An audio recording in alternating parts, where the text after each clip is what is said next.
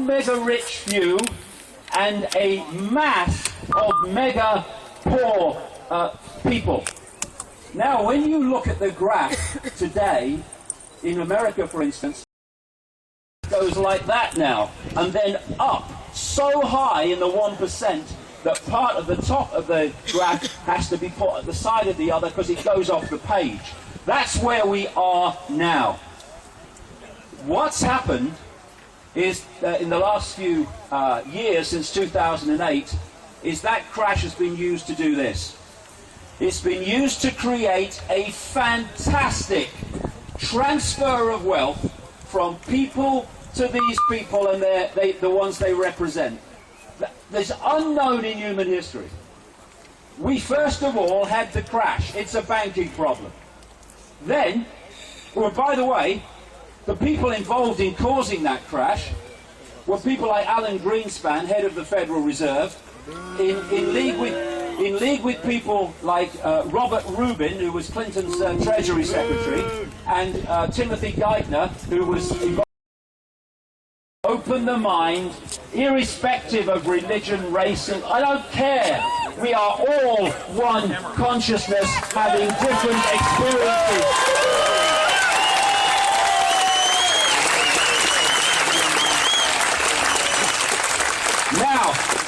Now we have got to the key.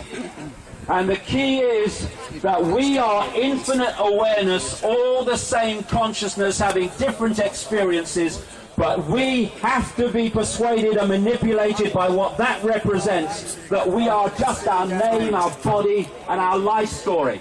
We are not. They are experiences. They're not who we are. When we identify and self-identify with name, income bracket, a life story, etc., we see the world and ourselves in terms of little me. I'm just little me. I'm just Joe Bloggs, Fred Jones. Who am I? What can I do? But when you get to that point where you expand your awareness, you expand the memory of what we already know each other, and come to this conclusion. If we're one consciousness, then anybody else's injustice becomes our injustice. No more looking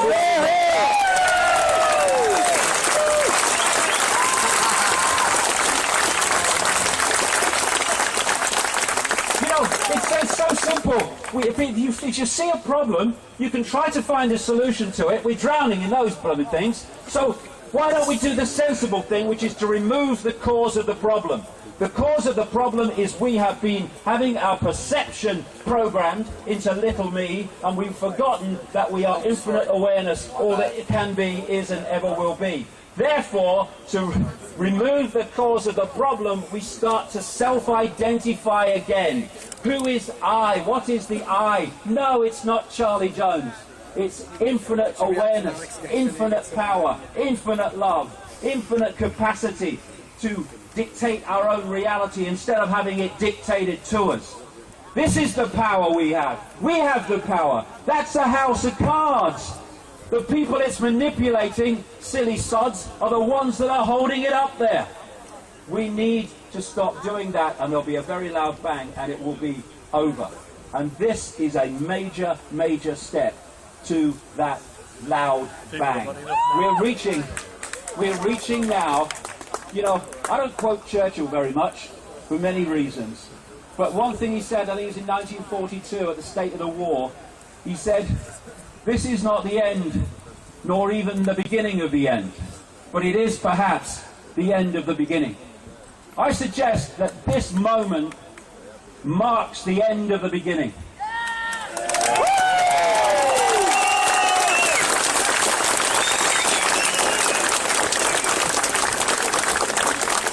And that beginning has been to bring vast numbers of people, and that needs to continue, my goodness, into an awareness that the world was not like they thought it was, and it's not run by forces that they thought it was run by. That's now reached clearly a point all over the world, and my goodness, I can tell you because I work on it all day, the bloody graph is going sideways in terms of people waking up to their true nature.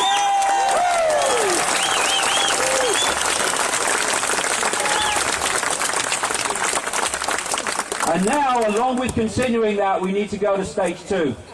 And that is to cease to acquiesce and cease to submit with that which we're now aware of. No more fear of authority. No more fear of anything.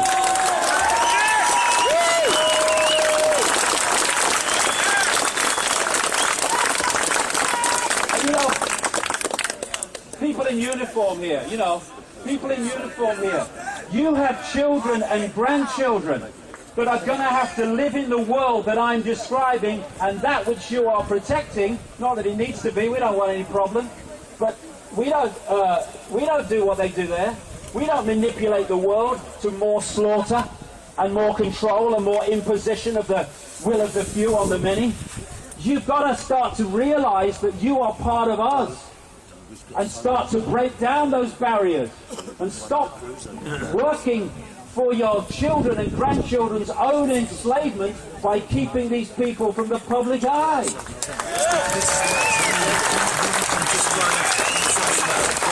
I say that to soldiers. Truth. You're going abroad to lands with brown faces and you're devastating them. Not for your country, but for those that are controlling your country, dictating to your country, and seeking to enslave your country for your children and grandchildren. Put your weapons down. Refuse to do it. This is the next stage where we stop playing a part in the enslavement of ourselves.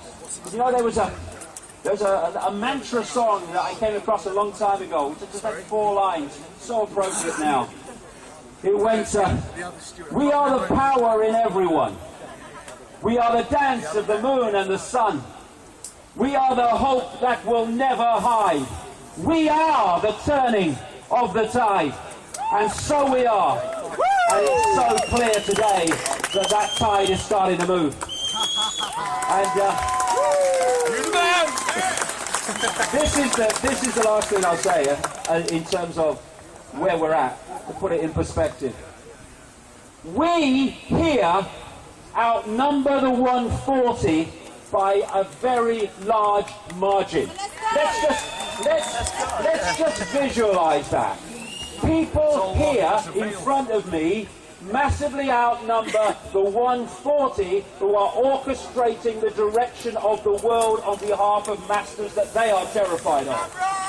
Now, take this and imagine 7 billion people, and those 140 are doing that to them. What did I say? What did I say earlier? The world is mad. The world is a complete inversion of itself. And what we need is a peaceful, non-cooperative campaign. The non-comply dance, as I call it. Peaceful because we ain't joining them. You can have revolutions, and history is littered with them, where violent revolutions remove a tyranny, and what follows is another form of tyranny. You do not create a peaceful society, a loving society, a caring society, and a just society with violence. We can do this peacefully, and we have the numbers. As the poet Shelley said, rise like lions after slumber, with unvanquishable number. Shake your chains to earth like dew. Wicked sleep have fallen on you. Ye are many, they are few.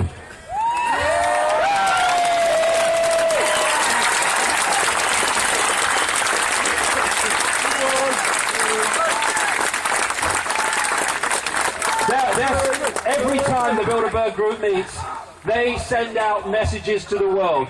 We are the ones sending out messages from this Bilderberg 2013. And it is, we ain't having it anymore, we know what you're doing, we're not having it. Human race, get off your knees, because the Lord is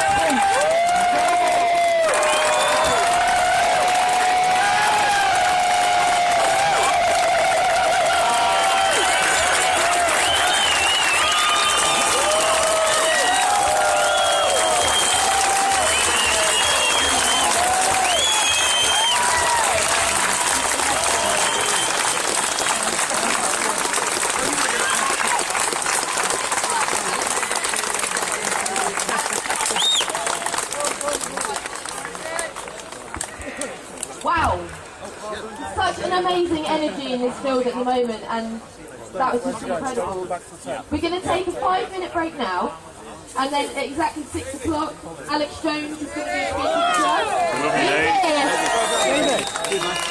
I just want to say a couple of things in between. Please pick up your litter with you and respect the site, and thank you for doing it so far. It's been really amazing, thank you. Also, there's some t-shirts we've got in the